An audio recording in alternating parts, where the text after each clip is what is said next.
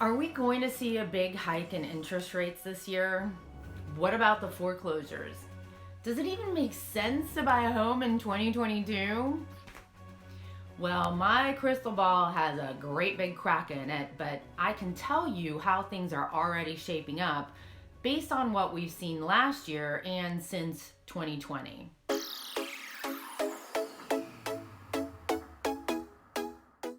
Hi everyone, this is Bolet with Momentum Realty, and on this channel I talk about all things that have to do with living in the 904, which is to say what it's like to live here in Jacksonville, Florida. On today's video, I'm going to talk about the housing market right now and what I think is going to happen in 2022. Pretty much since April of 2020, the housing market nationwide has been en fuego. And in the Northeast Florida region, specifically here in Jacksonville, we've experienced an absolute frenzy. It's a lot more here than in some other areas. So it's been a seller's market unlike anything we've experienced before. And without letting the cat out of the bag, we're expecting more of the same in 2022. My latest data since the end of November of 21 shows that we've had less than 1 month's worth of inventory on the market. This means that if no other house gets listed, then it will take 1 month for every house on the market to be sold. A healthy and balanced market is 6 months worth of inventory. We don't typically see a big supply of inventory hitting our market here in Jacksonville in the winter months. So going into 2022, our low supply of inventory is persisting here in January and rounding off into February. With so little supply and so much demand, the supply and demand problem that we have been dealing with since April 2020 is just going to continue into 2022. And that's what raises prices. We've been seeing this for 22 months now. To balance things out moving forward, we need either more supply or less demand. So let's talk about both of these factors. Neither supply or demand seem very likely to change. Current residents just aren't moving because, quite frankly, they have nowhere to go. Okay, now I realize that isn't entirely true because there are some residents that are cashing into their incredible equity and moving up in size. Some of them are becoming renters or just moving out of town entirely. Nationally and locally, people in general are staying put in their homes much longer than before. On average, people are staying in their homes about 8 years now. When you compare that with the early 2000s when people were staying around 4 years or less. Less people moving, less inventory. We are currently relying on builders to produce a lot of our inventory, which has its own set of challenges lately. They are building as fast as they can while also navigating through all the hurdles that came up in the last 2 years, which is to say the supply chain issues, rising costs of materials such as lumber, and labor shortages. Some of the builders that I'm working with are still working through contracts that they put in place in early 2021. They aren't even close to having new inventory that they can sell for buyers that want to close in the spring of 2022. Summer or fall of 2022 is really what we're projecting for people that are going into contract right now. Okay, so new construction is a super important topic, and I'm going to talk about that a little bit more a little later in today's video. So that's just a little bit about our supply. Now, regarding demand, people are still moving to Florida in droves, and specifically here to the Jacksonville market. The Brick Group recently reported that the hottest markets in the nation are here in Florida, with Jacksonville in the number 2 position, second only to Tampa. We're ranked above Raleigh, North Carolina, Phoenix, Arizona, and yes, even Austin, Texas. I've added some of that information below for you to review. Some other interesting stats about us here is that Chief Executive Magazine ranks Jacksonville the #2 state for business. Travel and Leisure has named St. Augustine one of the best small towns in America. And another very cool stat is that Jacksonville has been ranked among the top 10 cities for women in tech. We have tons of people moving here, from retirees to young people, and I meet lots of folks who have graduated from one of our many colleges and they just never left. Their parents are now looking for homes in this area. Some of them are kicking themselves because they wish they would have done it sooner. In my last video, I talked about our insulated economy, which provides a steady job growth and is very attractive to companies moving here. Our job market has increased by 2.8% over the last year, and future job growth over the next 10 years is projected to be 44.4%. This is higher than the US average of 33.5%. Among these sectors providing jobs is healthcare and the financial markets. In other words, we're growing very rapidly and there's no end in sight. Both Florida and the Jacksonville area still remain to be relatively inexpensive for both business and people moving here. With no state income tax, our housing prices are still relatively low in comparison with other larger cities. Plus, we have the beaches and gorgeous skies, especially if you happen to catch our sunrises. Year-round, we've got outdoor activities such as golf and boating. I'm honestly surprised that it's taken you this long for everyone around the country to notice. It's really hard for me to convey through this lens how awesome and beautiful this area of Florida is. I love living here, and it's not just because I was born in Florida, but because this is a very vibrant part of the country. But Anna, come on, what about those foreclosures which were predicted to flood the market, and the mortgage forbearances that were supposed to cause so many problems?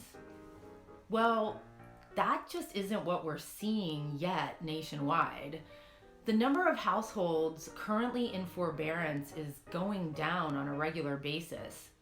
The forbearance program is working exactly the way it was designed to work to help people. It only makes sense that we're going to start seeing more foreclosures on the market. This is because foreclosures are going to start getting processed again. However, with all the equity that is out there, most people are going to be able to sell their homes without having to go through the foreclosure process. Currently, in the 4 counties that make up this Northeast Florida market, there are only 14 foreclosures on the market right now. That is 14 out of all the thousands of houses here. Compared to the number in the state, that's 1,648. And that's over 1 million housing units in Florida. Now, this doesn't take into account the foreclosures where there are owner occupants. But again, there's a lot of equity out there. So hopefully most homeowners won't have to go through the agony and the entirety of the foreclosure process. Or the foreclosure process will take long enough that those aren't going to necessarily hit the market in 2022. Now, I am in no way expecting this huge rush in foreclosures to come on the market, and if there are some, we welcome them. We need the inventory. Another market update is our current interest rates. We're still currently experiencing historic lows that have been going on for the last few years. Will these rates go up in 2022? Well, they already are. The financial institutions that I work with are warning about incremental rate increases for this year.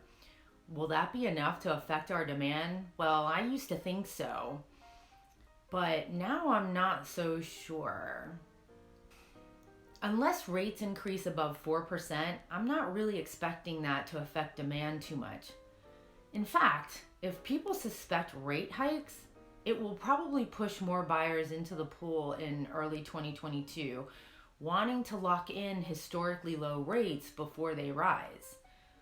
Ultimately, we know that interest rates will have to go up, but I'm not expecting a hike at a super fast rate.